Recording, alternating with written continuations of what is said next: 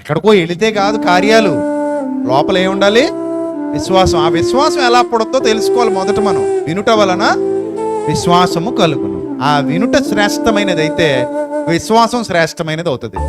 ఆహారం శ్రేష్టమైనది అయితే ఆరోగ్యం శ్రేష్టమైనది.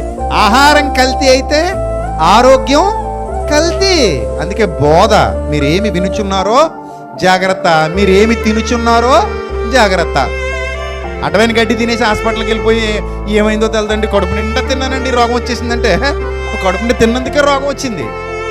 కడుపు నిండా ఏం తిన్నావు అది ఇంపార్టెంట్ అక్కడ. అర్థమైందా?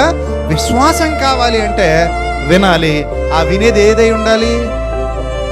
మంచిదై ఉండాలి, శ్రేష్టమైనదై ఉండాలి. సత్యవాక్యమే వినాలి, సత్యమే వినాలి, అసత్యాన్ని వినకూడదు. సత్యమందు కట్టబడాలి, సత్యమందు ప్రతిష్ఠ చేయబడాలి. అప్పుడు నీ విశ్వాసం క్వాలిటీగా ఉంటుంది.